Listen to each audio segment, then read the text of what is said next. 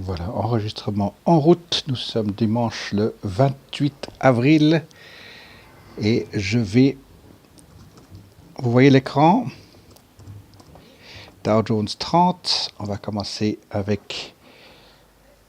Voilà, Dow Jones 30. On voit... Je vais mettre mes lignes. Et puis sur une année, juste pour apprécier le point le plus élevé, je vais déplacer cette ligne ici pour voir qu'aujourd'hui, ou la semaine passée en tout cas, après la correction de mercredi, voilà, ça c'était mercredi, on voit qu'il veut repartir ici à la hausse, petite correction, et puis il cherche à continuer sa progression. Divergence des moyennes mobiles 10 et 20 reste à la hausse avec la moyenne mobile de 100 qui reste dessous. Alors on avait vu ici des passages de tendance, comment on va dire, de résistance, et puis tout de suite après, il fait sa correction vers le haut. Donc on imaginait ici avec la ligne, quand la ligne vous la baissez plutôt comme ceci, vous voyez un roulement, deuxième roulement, puis le troisième roulement qui ne s'était pas produit, il est passé directement à plus haut, puis on voit qu'il est en train de faire un roulement haussier, deuxième roulement à poil plus haut. Alors cette semaine, et sur la semaine d'après, on va imaginer qu'il veuille toucher les 27 000, ce qui serait vraiment intéressant. Ça veut dire que là, il va atteindre le point historique de nouveau pour le Dow Jones 30. Mais en tout cas, on reste dans une période bullish. SP500. Alors là, cette fois, je ne vais pas bouger la ligne, je vais venir sur une année. Voilà, elle est déjà sur le point le plus haut historique. Et vous voyez qu'il y est arrivé. Donc il y est arrivé, je vais m'approcher. Non, je m'éloigne. Voilà, parce que j'aimerais vraiment... Oui, alors c'est la bougie de vendredi. Donc cette bougie ici, vous voyez qu'elle frôle le haut. Il n'y a pas de mèche en haut, mais le point le plus haut, 2939,88. Et puis il a terminé à 2939. Voilà. Donc nous y sommes. Le 70% du marché américain est arrivé à son point culminant. Ça veut dire que c'est maintenant, on le met sur 5 ans. Voilà, on est arrivé de nouveau ici. Donc, super intéressant de voir que sur le très très long terme, on a cette divergence de moyenne mobile. Là, il y a eu cette monstre correction qu'on a eue en début d'année. Et puis ensuite, c'est reparti de plus belle avec le MACD qui se raccourcit violemment ici, le stochastique qui reste en haut. Et sur une année, vous voyez c'est comme de la foudre en fait qui a touché la terre et reparti de plus belle en 1, 2, 3, 4 mois. Voilà la force de ce genre de marché. Et puis, on va regarder le Nasdaq Composite. Et là aussi, on va aller chercher sa ligne historique. Ici, je vais la rajouter. Et la ligne historique, on va se rapprocher. Oui. Je vais me rapprocher sur... Voilà, pardon. Là, je vais la mettre à frôler la mèche du plus haut, c'est ici. Et puis pour se remettre à aujourd'hui, est-ce qu'il y est arrivé? Jeudi. C'est jeudi qu'il l'a touché. Voilà. Donc je ne sais pas si vous, dans les news, vous avez entendu parler de quelque chose. Moi, je ne suis pas trop news, mais voilà. Donc le Nasdaq, lui aussi, est arrivé à son point le plus haut de 2018. Donc super intéressant. Et puis pour l'analyser, si je me remets sur 3 mois, même chose ici, divergence 10 et 20 avec la 100 dessous. Donc là aussi, pour l'instant, très bullish, même si ici on avait vu au mois de mars que les bougies passaient à travers les deux moyennes mobiles, c'est reparti en bullish, donc le bearish n'a pas eu lieu pour l'instant. Donc la grosse question, c'est à quel moment est-ce que ça va tourner. Donc nous gardons un œil sévère sur, bien sûr, les actions individuelles. Maintenant, au niveau du Chicago Board of Options, les émotions, nous voyons qu'effectivement, depuis octobre l'année passée, il se trouve plus ou moins dans le corridor 13-20, hormis ces énormes pointes quand le marché fait cette grosse correction à la baisse, comme on a vu ici de décembre-janvier, pardon. Et puis là, maintenant, de nouveau, les marchés qui repartent vraiment haut de nouveau. Donc, ce qui serait intéressant maintenant, c'est de voir que, par exemple, si je reviens sur le SP500, ce qui serait intéressant, c'est d'avoir ici maintenant plusieurs bougies qui restent plus ou moins à cette altitude ici. Donc pas de progression en dessus de ce point, mais latérale. Ça, ce serait déjà une première donnée. Et puis on voit le MACD qui se raccourcit ici. Puis à ce moment-là, on va voir quelle influence ça aura sur le VIX. Si le VIX pourrait retrouver ces indices dans le corridor, ou alors le SP500 veut continuer sa progression puis aller chatouiller les 3000. Mais dans tous les cas, effectivement, on est en train de remonter sur des pointes extrêmes. Je reviens sur le VIX. Quand je disais que la bougie ou les indices en fait restent plus ou moins latérales, ça veut dire qu'effectivement on pourrait retrouver les VIX qui naviguent ici entre 13 et 20. Autrement, on aura toujours ces débordements par en dessous ou par en dessus parce qu'il y a des énormes écarts. Alors maintenant, on est arrivé de nouveau au point le plus haut et puis on va voir s'il veut faire encore des points encore plus hauts ou bien s'il veut un petit peu faire de latéral. On va s'attendre aux deux scénarios dans tous les cas. Alors voilà, comme ça, on va comme ça attaquer AEO. AEO court terme, on voit qu'il est effectivement reparti en bullish. Premier roulement ici, deuxième roulement, troisième roulement, il ne l'a pas fait. Changement de direction. Il y a les earnings pour le 30 mai ici. Divergence des 10 et 20. Vous les voyez, les deux fils qui s'écartent bien, la 100 qui passe par-dessous. Donc on est de nouveau sur du court terme bullish. Stochastics qui veut venir en résistant, en circuit. Et puis voilà, il est arrivé à ce niveau ici, où à l'époque, l'année passée, il avait fait support, cassé le support, traversé, donc c'était pas une résistance. Par contre, si c'était une résistance, puisque après, on voit que l'action, elle est restée en dessous. Puis maintenant qu'il arrive dessus ici, on va s'intéresser à maintenant, ça va être de voir comment est-ce qu'il va rebondir sur le 23 pour aller à 23,50 ou 24 même, pourquoi pas. Probablement 24, puisque là on voit un premier roulement, deuxième roulement et on attend le troisième roulement ici. Puis ensuite sur le moyen terme, moyen à long terme, on s'attend effectivement à ce qu'il tourne ici pour inscrire la suite de sa baisse, puisque là c'était son point le plus élevé historique, donc ce serait tout à fait naturel qu'il puisse tourner avant de continuer sa progression. Alors pour l'instant, 2 mois de suite bougie verte. Et puis on va regarder maintenant pour le nouveau mois qui se présente, s'il est capable d'être un petit peu en dessus, ou bien s'il va commencer à tourner de nouveau comme il l'a fait ici au mois de septembre. L'année passée, au septembre, il a tourné. Donc on va voir ici s'il veut faire la même chose ici à la descente. Voilà pour AEO. ANF, alors lui, assez semblable, je vais remettre mes lignes. On avait une ligne horizontale ici avant, puisqu'on imaginait un roulement, deuxième roulement, puis un troisième roulement pour qu'il revienne vers les 26. En fait, non, après son gap, il a estimé de faire un roulement, deuxième roulement, troisième roulement. Et puis, vous voyez ici qu'il est en train de tenir. Il a commencé à tourner à partir du 22 avril. On le voit bien ici. Et puis non. Alors, c'est un petit peu tôt pour dire que c'est un pre-earnings rally. Mais ce qui est intéressant de voir, c'est que probablement des news ou quelque chose sur Abercrombie. Et puis, j'avais laissé ma ligne ici, puisqu'on attend un petit peu à la descente pour le nouveau mois des options, en tout cas. Mais pour l'instant, il est effectivement un joli troisième roulement à la hausse. Donc, un call maintenant est envisageable. Un call de 29 commence à prendre de la valeur ici. Alors, pour Asina, qui... Alors, ça c'est donc de nouveau sur... Non, je vais me remettre sur 1 an. Même non, sur 6 mois ça suffit. On voit bien ici les points de support confirmés à $1 ici, premier roulement, un deuxième long roulement et un troisième roulement qui est en train de se dessiner.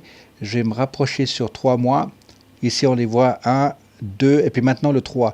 Donc ici on l'attend dans un premier temps à 1,20, 1,30. Moyenne mobile qui sont prêts à se croiser ici. Et puis il est attendu à 1,50, milieu du gap 1,70, puis ensuite qui doit reprendre depuis ici environ $2, et puis reprendre sa courbe plutôt à partir de $2 ici. Donc si on prend sur une année, $2, c'est ici. Voilà, à peu près ici. Micro est coupé. Allô, allô. Ah, c'est embêtant. Ouais. Ah, Miguel, salut. Non, non, pas de problème. Alors, micro, je vais tester. Je vais juste sur...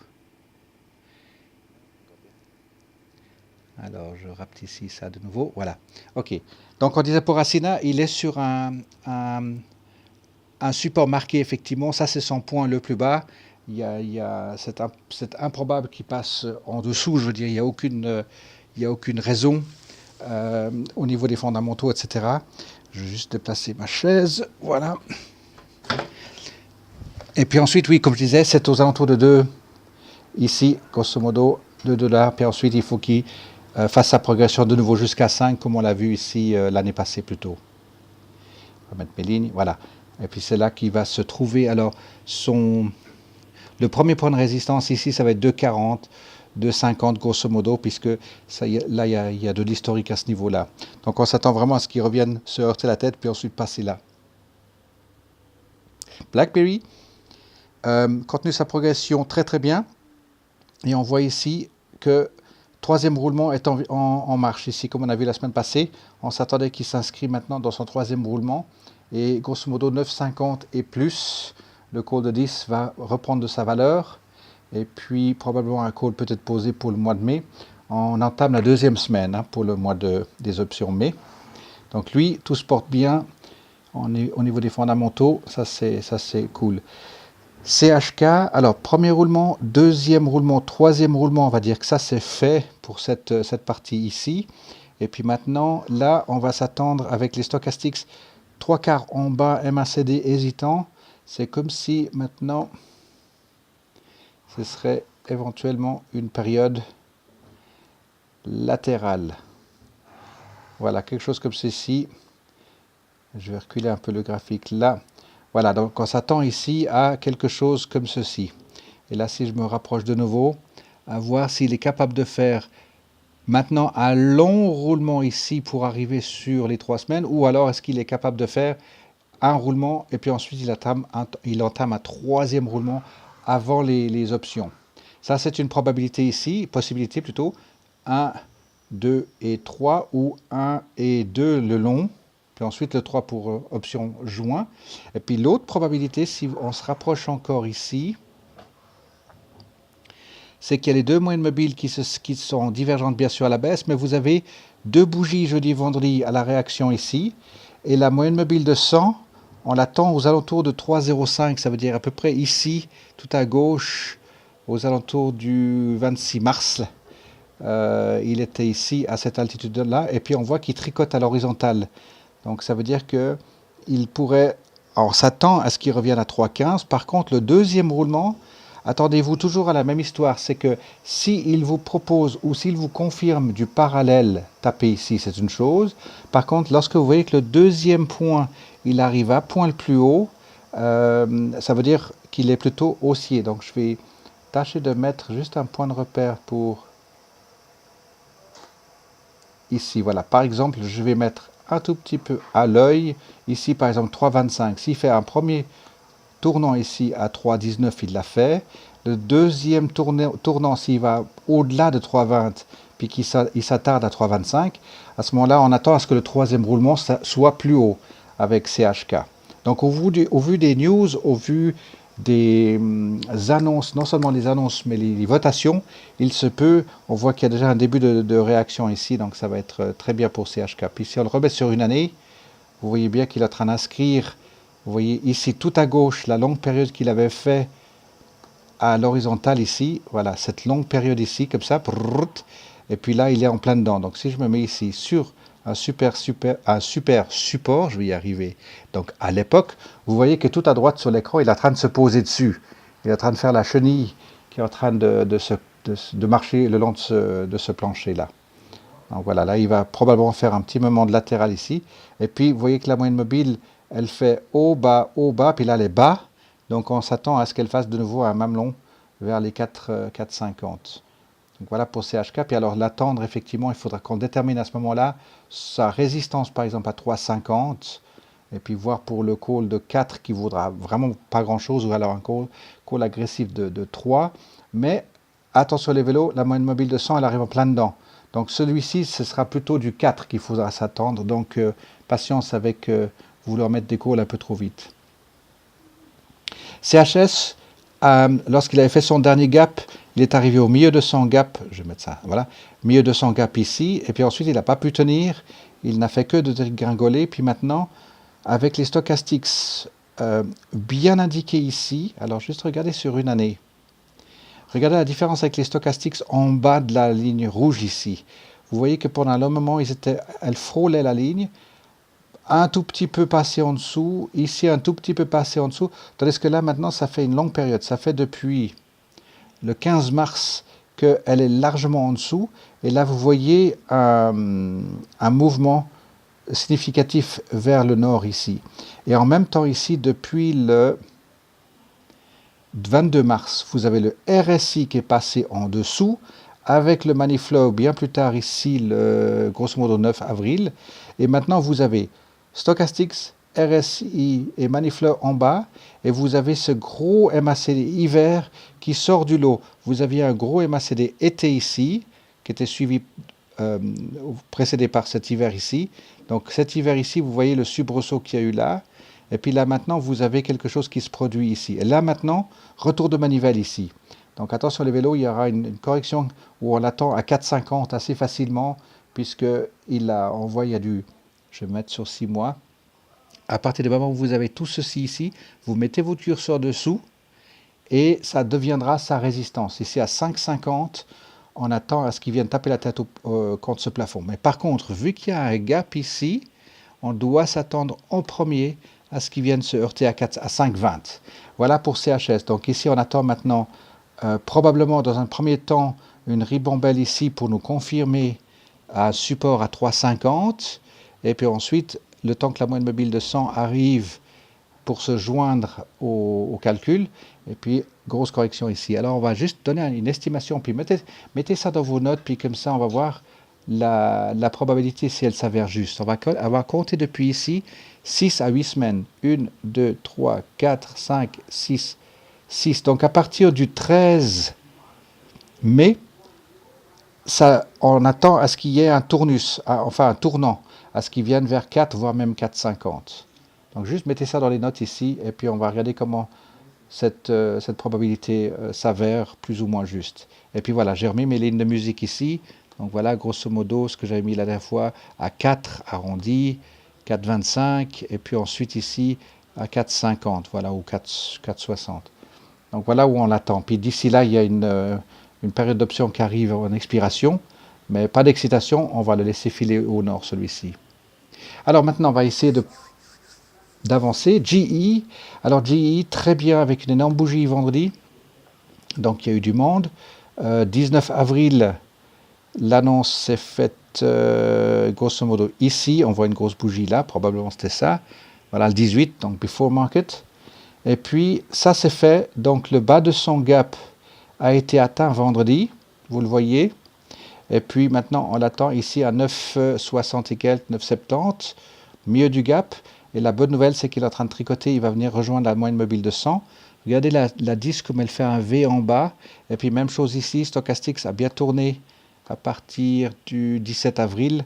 Donc voilà, on l'attend de nouveau aux alentours de 10 pour GE. Donc il avait fait un roulement, 2 roulements abortés, 3 roulements, annonce, gap. Et là maintenant on voit qu'il fait une ribambelle ici à l'horizontale. Donc on l'attend ici à 9,90, 10 effectivement par là autour. Infosys réagit vraiment très très bien sur les différentes prévisions. Depuis son splitting, il est revenu en ligne avec son prix de après split, à 10,60 par là autour. Donc ça c'est parfait. Vous voyez la ligne comme elle passe en plein en bas ici le long ici, ça c'est parfait. Et puis maintenant si je me rapproche et que je remets mes lignes, alors oui, c'est le splitting qui fait que la disproportion n'est pas bonne. Alors je vais revenir ici. Ici, on voit 1, 2, 3, 4, 5. Changement de direction en plus avec les earnings. C'est bien parti. Je vais simplement rajouter une ligne ici. Et on l'attend à peu près dans ces eaux-là, de nouveau. Donc il y aura un premier roulement. On va s'attendre à un deuxième roulement avant ou durant l'expiration, et ensuite le troisième roulement à la hausse ici. Regarde la moyenne mobile de 100 comme elle arrive, et elle vient décapiter les bougies par le haut. Donc Infosys, il continue sur sa bonne voie. Buy and hold, dividende, tout ce que vous voulez, c'est parfait. Alors, ah oui, puis NOC, on a vu une grosse réaction. Alors Starbucks, tellement solide. Annonce, pas annonce, il y a une bougie rouge, ok, d'accord. Ah oui, mais il n'y a pas eu la date d'affirmer encore. Par contre, vendredi, regardez la grosse journée qu'il y a eu. Bougie avec une très très très longue mèche. Donc voilà, une journée très sportive, mais vous voyez qu'il garde sa tête en haut. Moyenne mobile, les deux moyennes mobiles 10 et 20, la 100. Et puis, attention les vélos, parce que le money flow est très très élevé, stochastics également. Donc sur le long terme ici, ah oui, on le voit très clairement. Un roulement, un deuxième roulement qui ne s'est pas défini, et le troisième roulement, il fait qu'à sa tête. Donc attendez-vous quand même à une descente probable de 72, mais pour l'instant, il n'est pas en résistance. Il y a une mèche, effectivement, qui vient croiser les deux moyennes mobiles, mais attendant encore les nombres de bougies, etc.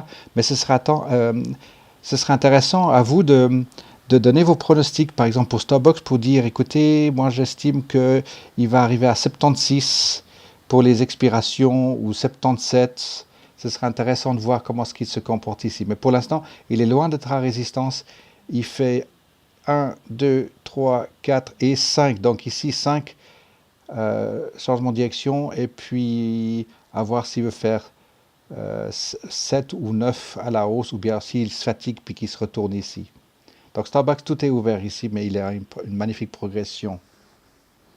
Skechers revient en plein dans nos assiettes. Quand je dis plein dans nos assiettes, ça veut dire que ici, avant le gap vers le haut, il y a des calls qui ont été posés, et puis maintenant, on voit un premier roulement, deuxième roulement, troisième roulement, c'est terminé par ce monstre gap, et même plus bas, puis il revient dans l'assiette, dans le sens que tous ceux qui avaient des calls en dessous de 28, ben, ils sont de nouveau, ou ils continuent d'être dans une position de rollout très favorable.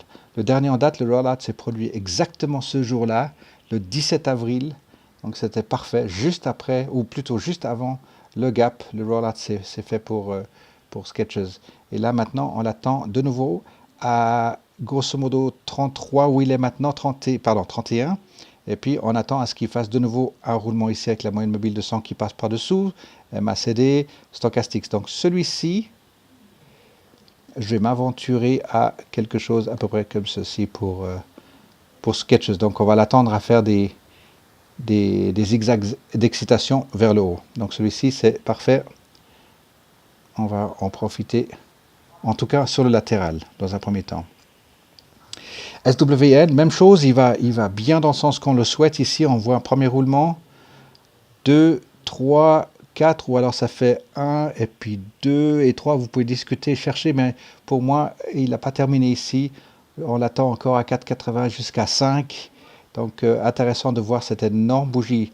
Vendredi, il y a eu beaucoup de bagarres, puisqu'il est passé de 4,07 à 4,43. Voilà, donc vraiment une belle journée. Alors ici, même chose. Stochastics viennent exactement où on veut.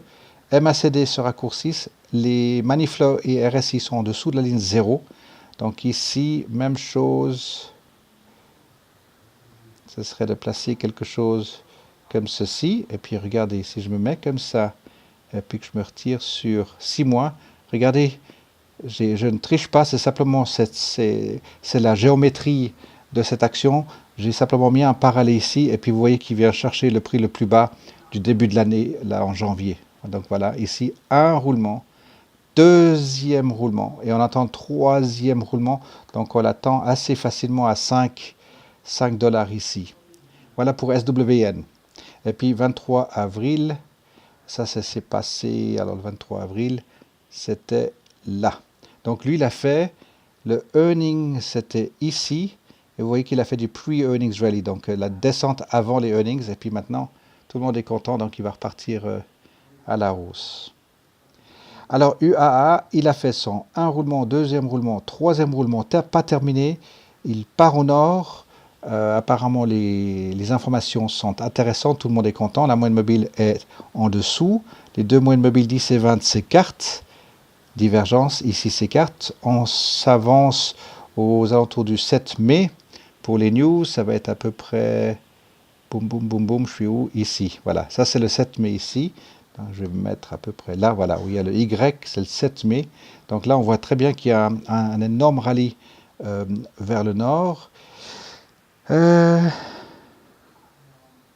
m'avance ici. Je m'aventure. Premier roulement, deuxième roulement, et puis ensuite troisième roulement ici. Donc peut-être que c'est possible qu'il y ait cette inclinaison-là. À voir. En tout cas, il se porte bien. Et si vous regardez sur le long terme, on est où? N'oubliez pas que celui-ci, on l'attend aux alentours de 40 et quelques dollars, 44 dollars. Donc il a tout à faire ici. Donc celui-ci, ça devient maintenant un sérieux buy and hold. Donc pour ceux qui hésitaient jusqu'à maintenant, ça peut être une très très belle position de buy and hold. Alors, qu'est-ce que nous avons après ici? Alors Web, juste pour les yeux parce que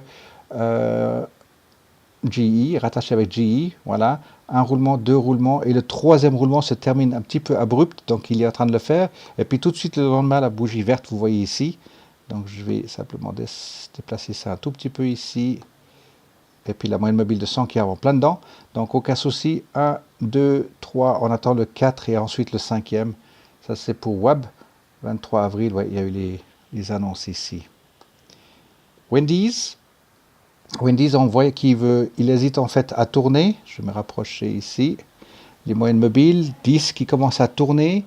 Alors jeudi, on a eu une grande journée après 3 jours de la baisse. Et puis il repart au nord. Donc ça va être intéressant de voir maintenant où on a cet énorme MACD été qui se reproduit en deuxième roulement avec les money flow en haut et RSI.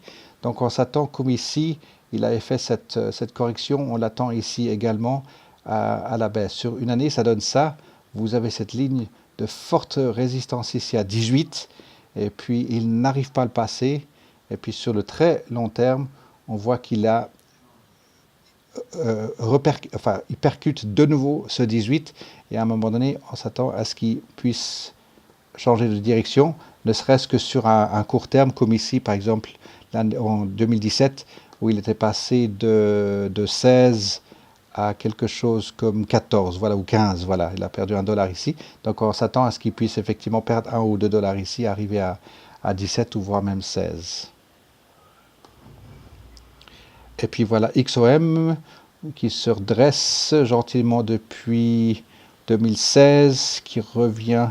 Ouais, il a son corridor légèrement baissier, mais dans l'ensemble, pour ceux qu'on en...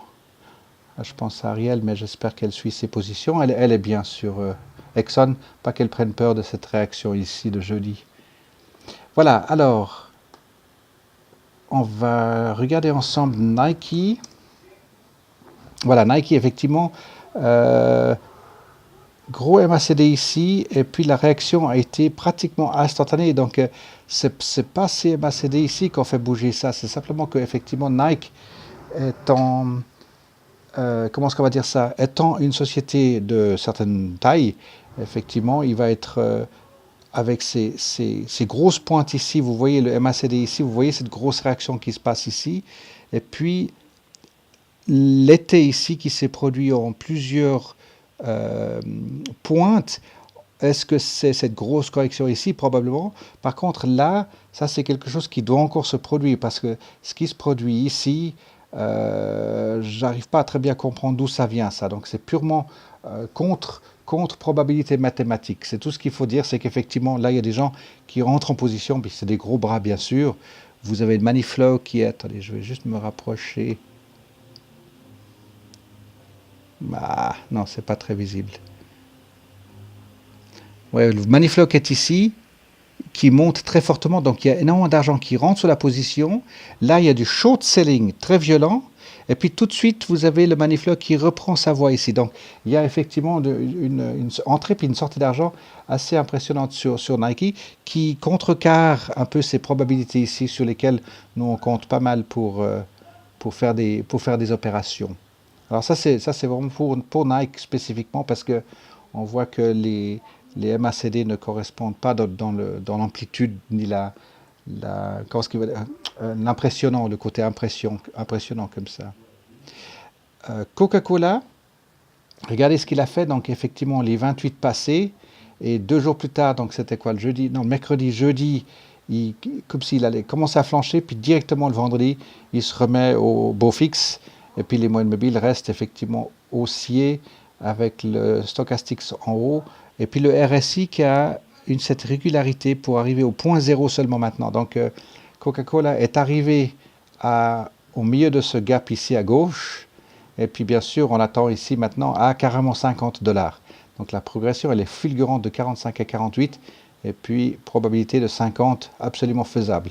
Et en même temps, bim, je vais profiter malgré tout de proposer une correction, alors moins violente que ça, mais attention les vélos, parce qu'ici on a un roulement. Alors ce deuxième roulement est provoqué par des earnings ici, mais ça fait deuxième roulement et le troisième roulement. Donc il a aussi la probabilité de venir à 46. Si vous regardez sur le très long terme ici sur 5 ans, il est en train de remonter la pente, mais vous avez ici, un peu comme Wendy si vous voulez, cette probabilité de venir à la baisse. La différence pour lui, par contre, Coca-Cola, c'est que vous avez ce phénomène ici. Donc lui, il a fait cette ribambelle à la hausse, et puis les 50 $ sont absolument, malgré tout, plus probables que de revenir aussi vite vers les 46. Donc voilà, ça c'est un petit peu... Ouais, beaucoup de chenilles à voir ici, mais c'est à peu près ses caractéristiques à Coca-Cola. Qu'est-ce que vous aimeriez voir? Ah oui, Nokia peut-être. Nokia, vous avez vu cette grosse correction à la baisse qu'il a fait mercredi. Donc pour des sportifs un peu haut niveau, vous voudrez profiter d'une espèce de spéculation ici, mais de nouveau toujours basez-vous sur les rapports, ce que vous lisez, hein, c'est important. Voilà, donc ici maintenant il revient sur du 5,35. Donc la probabilité pour lui de revenir vers les 6,50 reste absolument énorme. Un roulement, deuxième roulement, troisième roulement, changement de direction. Pourquoi la moyenne mobile arrive par le haut? Pas du tout de split, pas du tout de gap, simplement qu'il a effectivement une énorme dévaluation de 35 $. Donc pourquoi pas vérifier toujours le book value là-dessus. Avec Nokia, c'est son point faible, mais je pense que maintenant Nokia a dû faire sa place dans le marché, ou retrouver, un peu comme BlackBerry, se retrouver comment est-ce qu'on va dire, dans son secteur, et puis qu'il est capable de produire et de rendre Nokia. Donc ici, ça c'est toujours des corrections un petit peu distinctives de Nokia sur son marché, ou plutôt nord-européen. Donc pourquoi pas un petit mouvement spéculatif ici entre 5,30 et 5,50. Basez-vous bien sur vos calculs, par contre, soyez très raisonnable avec ça. À vous les amis, est-ce que vous en avez une que vous voudriez voir? Ça joue pour vous? Ok. Alors. Non, je l'ai oublié. Effectivement, ABB, on a vu la grosse correction vers le nord. Alors oui, alors beaucoup plus vite que prévu. Honnêtement, par contre, donc il confirme bien un 19, il confirme bien un 19,50. Donc si on le regarde ici, alors maintenant avec les 3 moyennes mobiles qui se croisent ici depuis aux alentours de 17 avril, gap vers le haut, donc probablement les news. Je vais voir si j'ai mis une date ici. Donc octobre, novembre, décembre, janvier, il y avait les news probablement. Mais en tout cas, on voit ici que avec la moyenne mobile de 100 qui arrive ici, probablement sur le moyen terme, on l'attend en haussier. Voilà, donc je vais vérifier qu'il y ait le value line pour ABB à jour. Et puis si quelqu'un veut s'y aventurer, non, faire le calcul pour apprécier sa position. Oui, puisqu'effectivement, il y a ce gros roulement qu'on est en train d'attendre. Il y a eu un roulement, deuxième roulement, troisième roulement. Donc, est-ce qu'il est en train d'entamer ça? C'est parfait. MACD, Stochastics. Oui, alors celui-ci sur 12 mois à venir, ouais, c'est une belle opportunité ici. Merci pour le rappel, Dragan. J'avais oublié ABB. Alors voilà les amis, je crois que j'ai fait le tour de l'essentiel. Rappelez-moi si tout d'un coup vous avez un value line qui vous manque, je peux aller le repêcher. Probablement qu'on est en train de rentrer maintenant dans des nouveaux rapports qui vont certainement sortir pour l'une ou l'autre. On a vu que janvier, il y a eu beaucoup de, enfin février, il y a eu beaucoup de rapports qui étaient mis à jour. Et puis en même temps, on est en train de rentrer dans la période des earnings. Donc il y a beaucoup de sociétés qui rentrent dans leur période de earnings en ce moment. Donc ça va être chaud sur le marché. Alors, je vais peut-être juste arrêter l'enregistrement là, comme ça nous on peut continuer de chatter.